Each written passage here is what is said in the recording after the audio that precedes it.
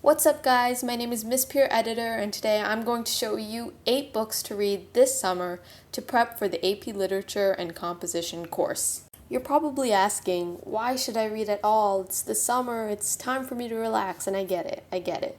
But the AP Literature and Composition exam requires you to have an extensive repertoire of books under your belt.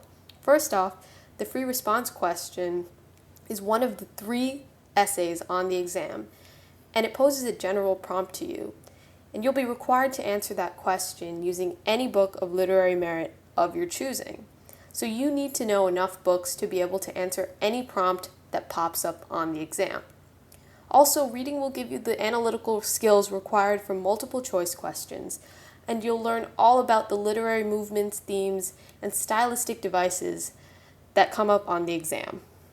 So these books that I've chosen are the real deal for the exam because they have diverse and dynamic characters that undergo transformations, they have memorable settings that influence the characters as they grow, and unique writing styles because most of the books are written in different time periods.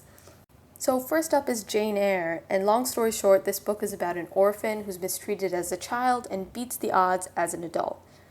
You have to note the gothic style of this book. There's a lot of supernatural and romantic elements, and also take note of the themes of self-worth and morality. Second is The Great Gatsby, and this book is about a man's search for the American dream. It's important to note Fitzgerald's style of modernism, which was a class of writers who talked about disillusionment with modern society after World War I, and the setting of Long Island during the Roaring Twenties was really memorable in this book because it talked about prohibition and an era of extravagance and luxury. You should also note the themes of social class and disillusionment with society. Number 3 is The Good Earth, which is all about a farmer's ambition to acquire land, and it takes place in China. The book portrays women as objects, as Wang Long, who's the main character, verbally abuses and neglects his wife and also takes on concubines. 2 important concepts in this book are wealth and corruption. Number 4 is Their Eyes Were Watching God, and this book is all about a woman's quest for independence and love, and it's really beautifully written. It has lyrical diction that appeals to the senses. You should also take note of the symbolism prevalent throughout this book, especially that of the pear trees and the bees. And Hurston in this book is all about defying race and gender stereotypes in subtle ways. So that's something really important to note. The next book is Song of Solomon by Toni Morrison. This is definitely a more challenging read, but great material for the AP exam. And this book is about a young black man who discovers his ancestry. Originally, he's really entitled and arrogant, but he becomes more humble and compassionate by learning about his family history. The book includes magic realism, which is a technique that combines supernatural elements with aspects of real life. And an essential symbol in this book is that of flight.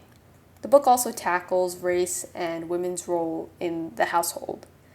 Beloved, which is another book by Toni Morrison, is a really great book for the exam. I actually used it for my free response prompt, and it's about a woman who confronts her past as a slave. Above all, Beloved is a ghost story. It has a really poetic style. It's written in a very lyrical tone, and it tackles the collective memory of slaves, which is passed down throughout generations. The Kite Runner is about a boy's quest to atone, and it talks about the Hazaras, an ethnic minority in Afghanistan, which is scapegoated for its identity.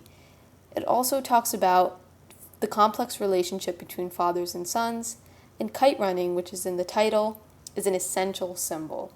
A Thousand Splendid Suns is about 2 women who battle abuse and oppression in Afghanistan, and the title is really relevant because it's actually a line from a poem. I suggest you look more into that.